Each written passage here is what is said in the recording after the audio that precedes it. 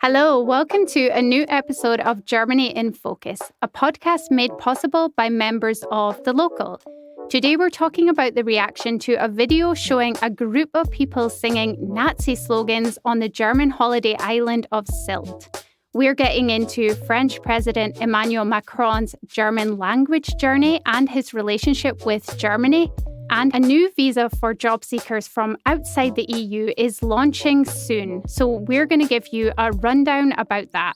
The German citizenship law will change next month, but authorities are already struggling with the demand. We'll hear about why Cologne has stopped accepting applications and what's going on in other big German cities. Finally, we'll talk about exciting events across Germany in June. I'm Rachel Loxton and I'm in Berlin today with journalist Imogen Goodman and Paul Krantz. Hello, how are you this week? Hi, Rach. Yeah, good, thanks. Yeah, hello to you both. Good to be in the studio today. Yeah, great. Okay, guys, shall we just get into it? Because we've got a lot to cover today. Let's get into it. Okay, so we're starting off with a story that's blown up in Germany and made headlines across the world in the last week. A video emerged of a group of people celebrating at a bar on the island of Sylt, a favourite German holiday destination. And in this video, the group can be seen singing racist chants commonly used by the Nazis. Paul, can you tell us more about what happened? Absolutely, Rach. I first heard about this story on X or Twitter when I saw that Sylt was trending. And I thought, that's odd. Why is everyone talking about this German vacation hotspot? So I looked into it and I immediately found this video that so many of us have now seen, which, as you mentioned, shows some young people chanting these xenophobic slogans to the tune of a popular dance song amidst a crowd that is singing and dancing. And I mentioned my learning about this on social media because I think, like me, most people in Germany first heard about this incident through social media. The story really kind of was a social media phenomenon first and foremost. Of course, it has since been picked up by the news, and I've seen a bunch of headlines on this topic ever since then. Right. So I think anyone who has seen the video clip can understand why it immediately raised a bunch of red flags here in Germany and got so much attention. For me, seeing the video triggered a very visceral reaction. I kind of felt like it really hit me in the gut.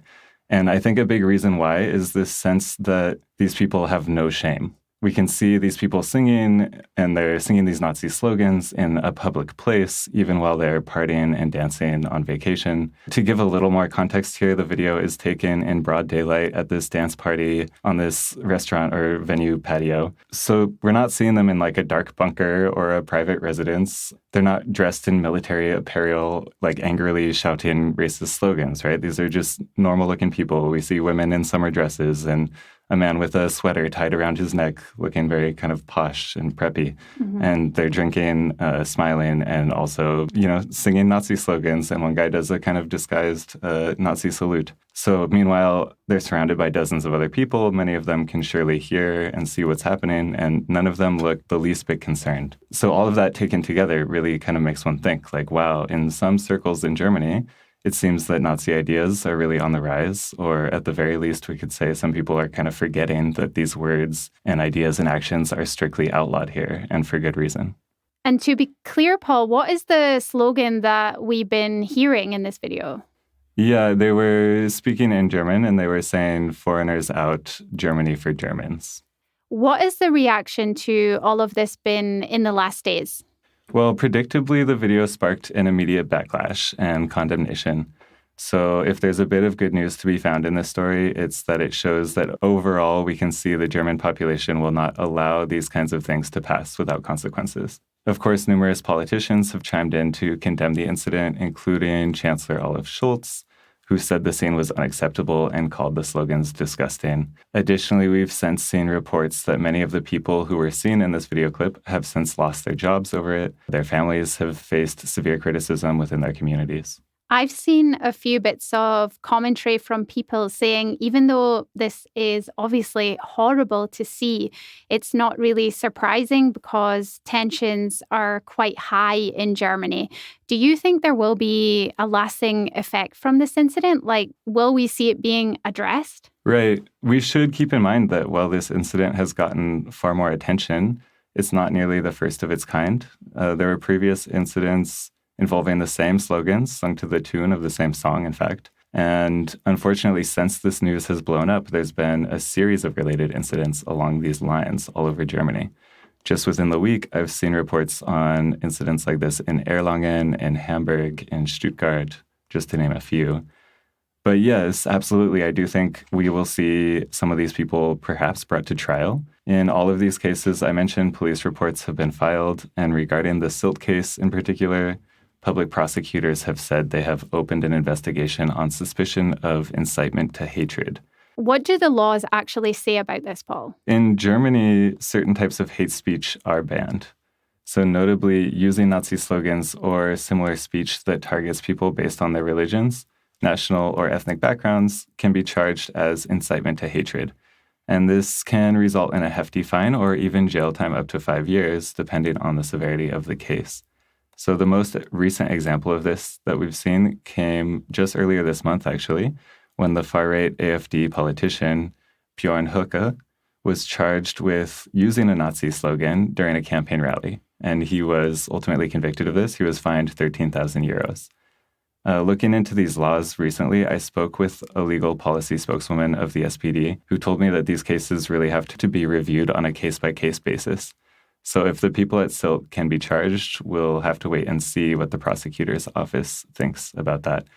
But as to kind of the lasting bigger effects of this, personally, I'm concerned that in the short term, the incident might actually be sparking more xenophobic and nationalist behavior in Germany.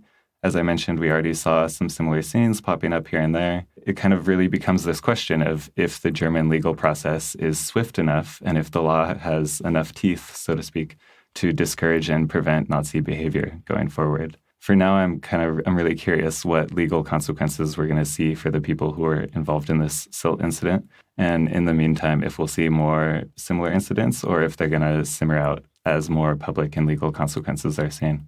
Yeah, absolutely. Thanks for that update, Paul. And we will, of course, include links in the show notes to the stories we've been talking about there.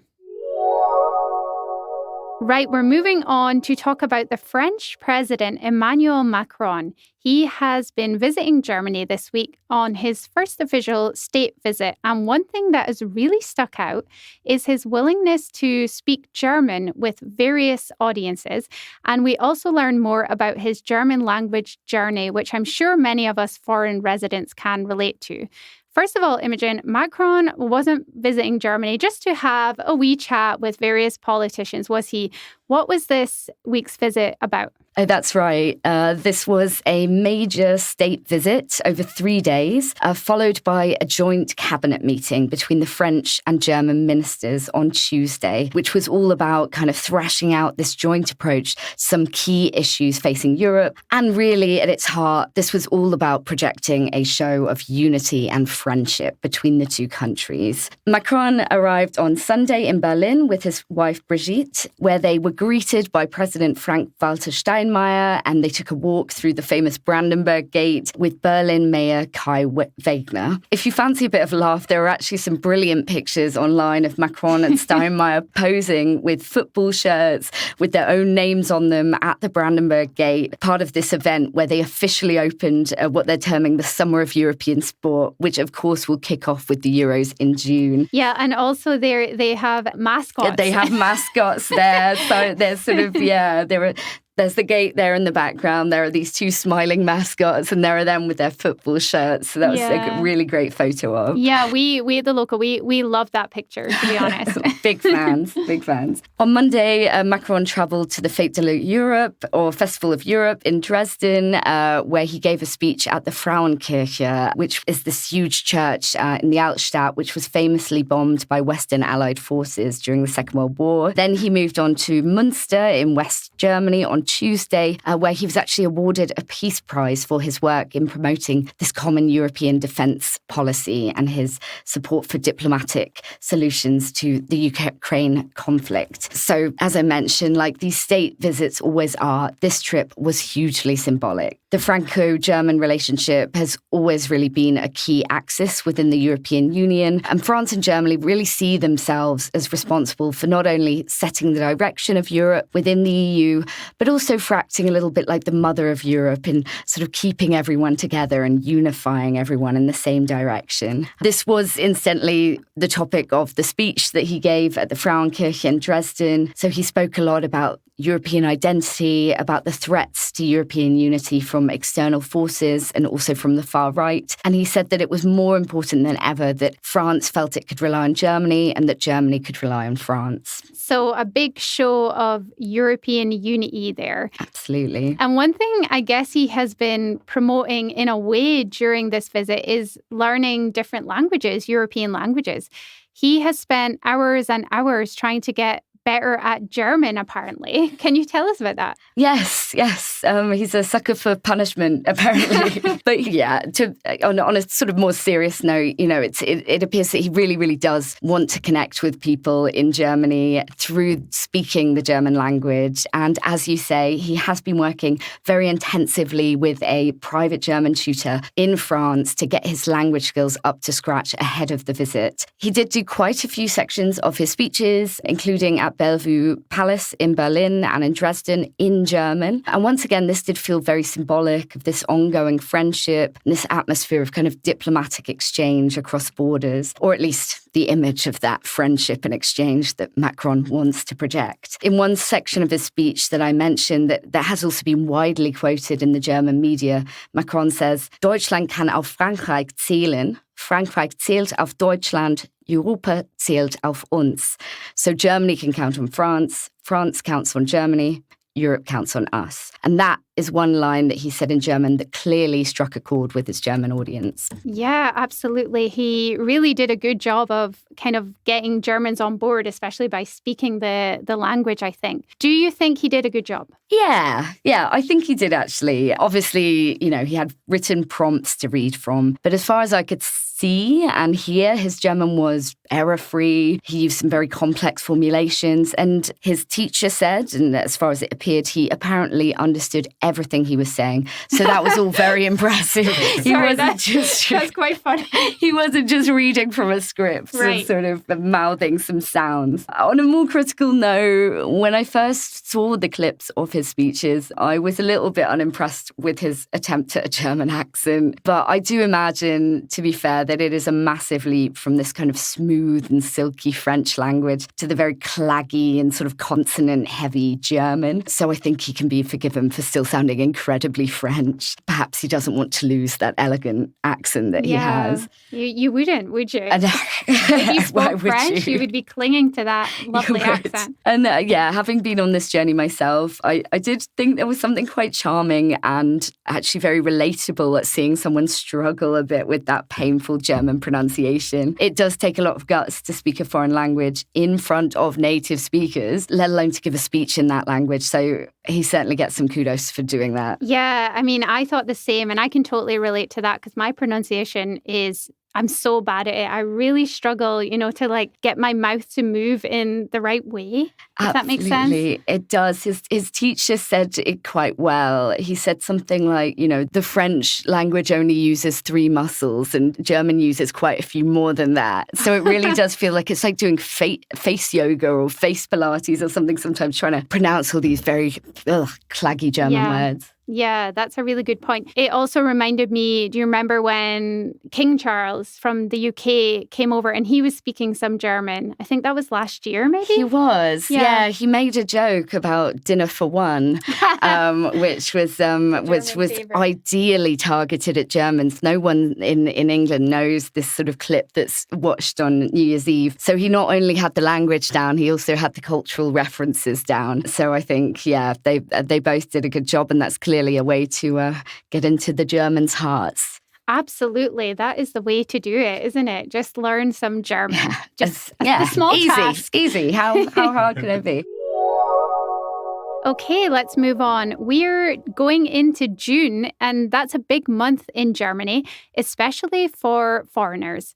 We have the citizenship law launching and a new job seekers visa aimed at encouraging and making it easier for people with certain skills from outside the EU to come to Germany and find work. Paul, we have mentioned the opportunity card or Chancenkarte before on this podcast, but it's finally launching in June.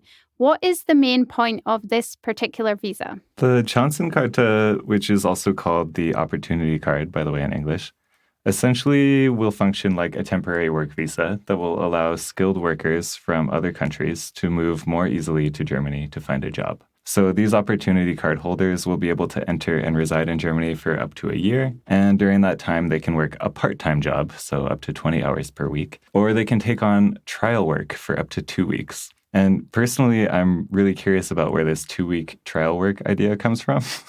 I'm not sure if this is common in certain industries, but when I tried to look it up, the top hits on Google were all related to this Chancenkarte. So it seems like maybe this is just something that a bureaucrat dreamed up in Germany. But I suppose the idea here is that for certain jobs that are hard to fill in Germany due to an ongoing labor shortage, a company can find candidates who will be here on an opportunity card and then hire them temporarily to kind of see if they do indeed have the skills that they need to do the job. And then if they really want to keep them going, they could sponsor their work visa so they could hire them full-time, for example. Yeah, I think that is the kind of end goal, is that they do hire them and they don't just have 2 weeks. 2 weeks just of work. Hiring these sounds, 2-week workers. Yeah, terrible. Rotating them out. Yeah, exactly. So who qualifies for the Chancenkarte? So generally, foreign skilled workers with either training or experience in their occupation may qualify for the Chancenkarte. The most basic requirement here is having completed at least 2 years of vocational training or having a university degree from your country of origin that is relevant to your job, as well as language skills in either German or English, or ideally both even. So assuming you fit that basic requirement, your application is assessed on a point system, where applicants need to achieve 6 points in total. So you can get 4 points, for example, if your professional qualification is officially recognized in Germany. So that would be like if you have a nursing certificate that is recognized in this country. Mm-hmm. But of course, most people's foreign certifications wouldn't be recognized here. So that's not going to qualify many people. But there's a lot of other ways you can get points.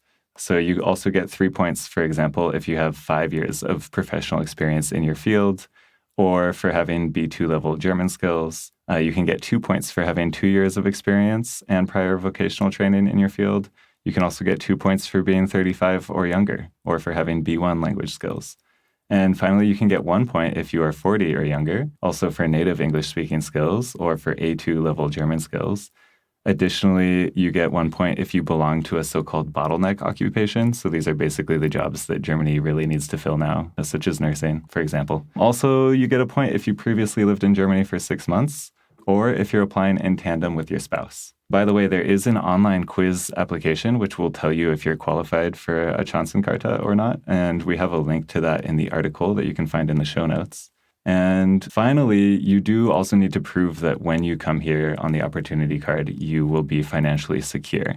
So generally, this would mean that you have a little over 12,000 euros set aside for yourself for the year. But you could also prove this if you had an employment contract, for example. So if you already have a part-time job offer in Germany waiting for you, you could show this and prove your financial security that way. Mm-hmm. And I do believe that they're also trying to kind of smooth out the process of getting qualifications recognized, right? I think that is a big part of it. Yeah, no, I think that is the end goal. Although I'm not quite sure how that's going to work because currently it's done on a state-by-state level.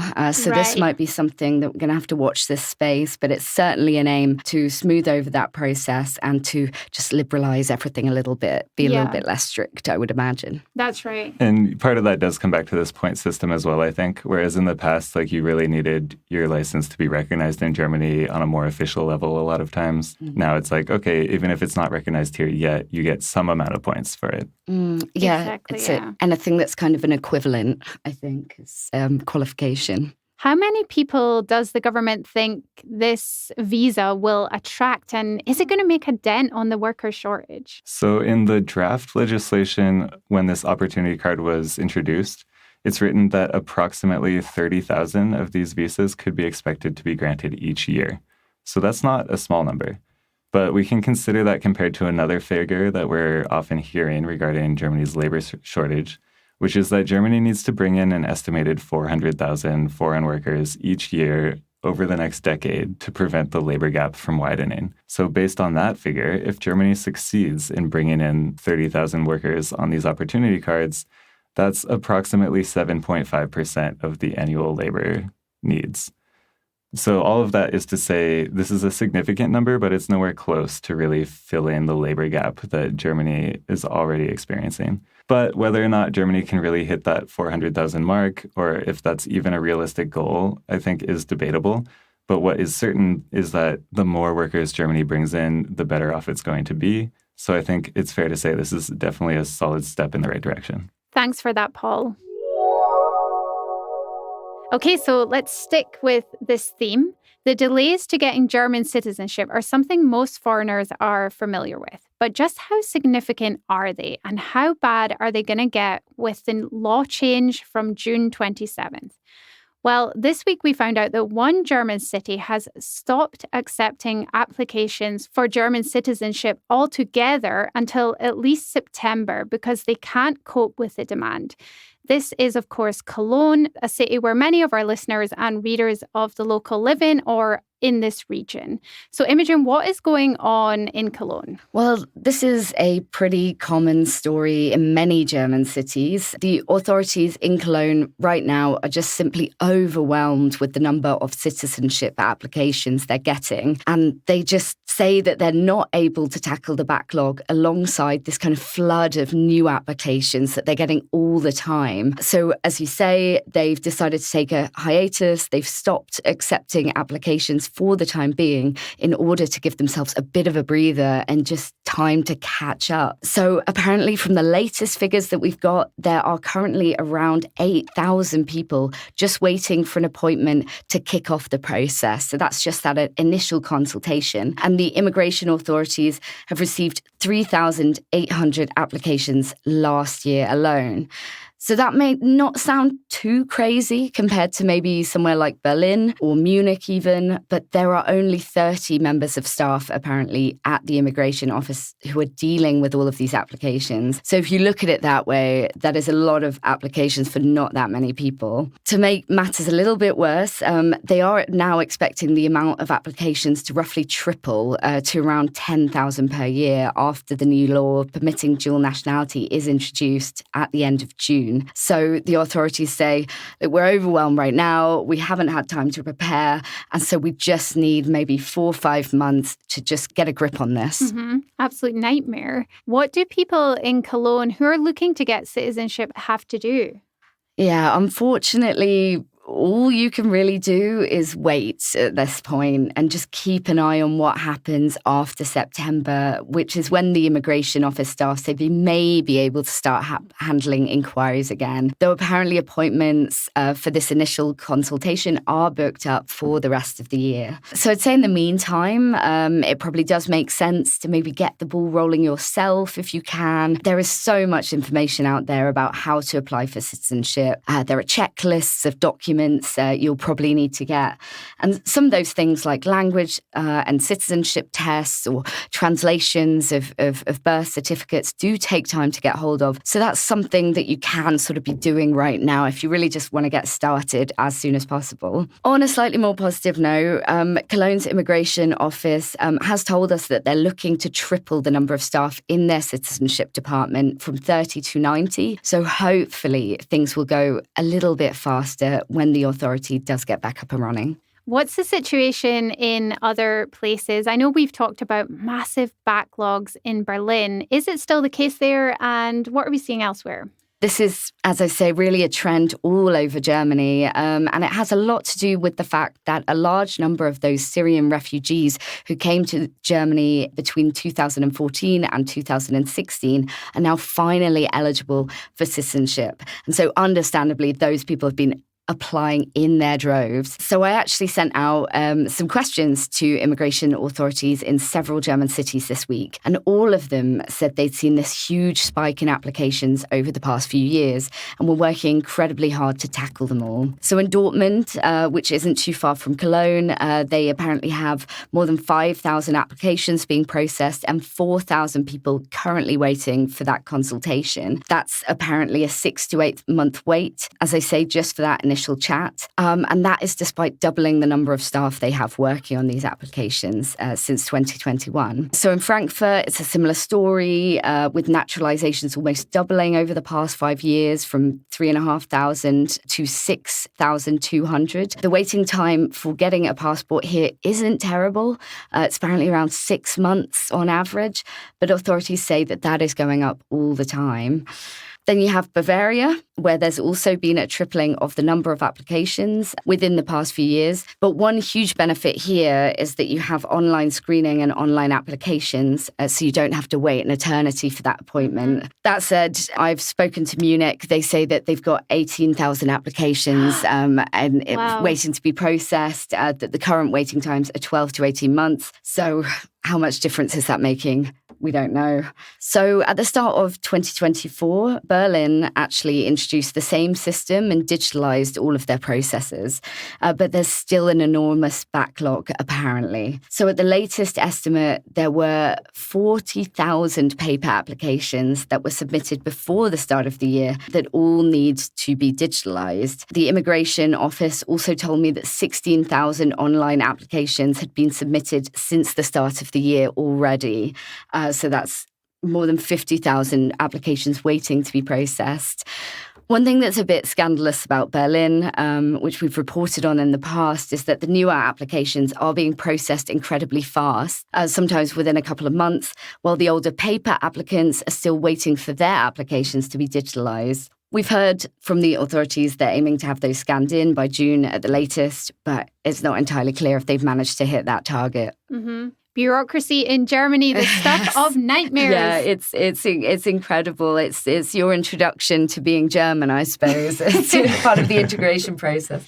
Yeah, wow. Lastly, Imogen, we also had this week some amazing figures on the number of people who took up citizenship in 2023, the highest since records began, I believe. What can you tell us about that? Yeah, that's right. An incredible 200,100 people naturalized as German last year, which is around 20% higher than the number in 2022 and more than 50% higher than in 2021. So as you say, this was the highest number since this set of records began back in 2000. As you can imagine, Syrians were by far the largest group to naturalize, with around 75,000 people of Syrian descent becoming German. The other large groups were people from Iraq, Romania, Afghanistan, and Turkey, although the number of Turks gaining citizenship dropped quite significantly last year, possibly because many are waiting for this new law to come in before they apply so they can keep their Turkish citizenship. One interesting fact about the new Germans is also just how young they are. The average age of someone getting a German passport last year was 29.3, which is way younger than the average German, who is 44.6. So this is one huge argument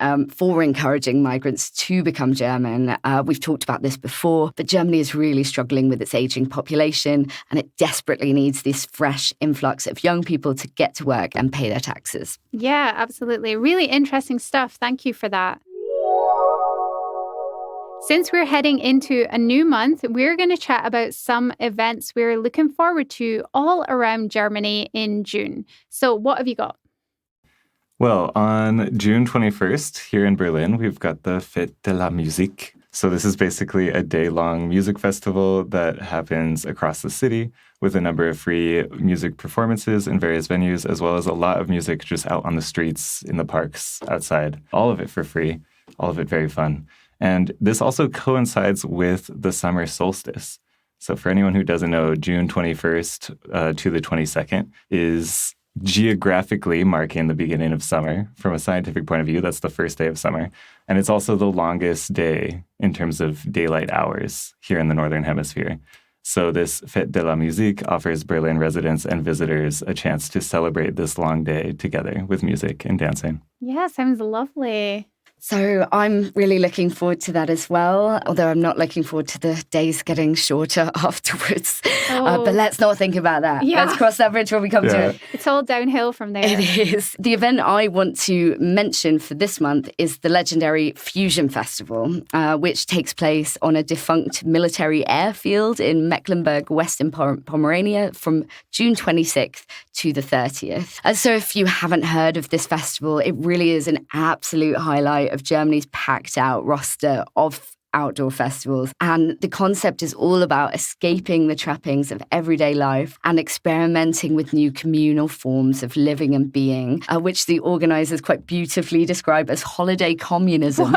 Yes, that's their slogan, bit of holiday communism. Not always just for the holidays. So the music lineup isn't really defined by any particular genre, but as you might imagine, there's a fair amount of cutting-edge techno, other electronic music on offer, as well as a whole range of other acts. So the festival is so popular that tickets are generally handed out via a lottery that takes place in January, so months before the event. But this year, there's also a system in place where you can buy tickets from resellers at the last minute on the Fusion website. Basically, you order either a day ticket for €60 or a weekend one for €220. And then as soon as there's a seller, if there's a seller, you get a notification and you can buy from them. Did you ever go to this festival, by the way? I still have not, but I've been thinking about it for quite some time. And I think knowing that there's this new reselling system there is perfect for me because there is no way I'm organised enough to get tickets in January. Yeah, I was just going to ask if either of you were going. I have wanted to go also for a couple of years, but I haven't been yet, no. Some holiday communism for you both. Yeah. Okay, so I may have mentioned this one or two times before, but the Euro 2024 Football Championship starts on June the 14th. This is a huge tournament, and I'm excited for the opening match. Scotland is taking on Germany on June the 14th in Munich. But basically from this date to July 14th, beer gardens, little shops on streets, restaurants, bars will all show the games, and there are also fan zones in cities that will put the matches on a big screen. There's a big one next to Brandenburg Gate in Berlin, and in Cologne there's a football village in the Altstadt. So all over there's going to be lots of screenings. So it's going to be fun, even if you don't love football. The whole thing will be a good laugh. I'm pretty sure of it. And Scotland are playing, did I mention? Yes. Scotland you are did. opening the whole thing. That is pretty incredible. I didn't actually know that they were going to be in the first. I knew obviously Germany's kicking it off in Munich, but that sounds very exciting. Yeah, it's like legendary. I can't wait. And how long do you think Scotland will stay in, Rachel? Well, we do have to see about that. But I mean, high hopes. I have a t-shirt and everything. Exactly. I'm just going to go all out. At least it's quite nice. What I like about living here, and this was actually weirdly the case before because England also notoriously don't always stay in that long. Let's hope this year's different. It's nice having a plan B. I've always got my backup, Germany. There. Is that your backup? That's my plan B, yeah. But actually, they haven't been playing that well, so maybe England might be my plan B. I don't know. Yeah, we just have to see. But anyway, it's going to be fun. We will talk about the Euros again at some point. But yeah, there's going to be great events in June for that. That's it for this week. Thank you so much to all our listeners. As always, we will add links in the show notes for the stories we've been talking about today. And of course, it would mean a lot to us if you hit follow, left a rating or a review wherever you listen to your podcasts. This week's panelists have been Paul Krantz and Imogen Goodman, and our sound engineer is Rhys Edwards. I'm Rachel Loxton. We hope you enjoyed listening, and we'll be back again next week. Until then, take care.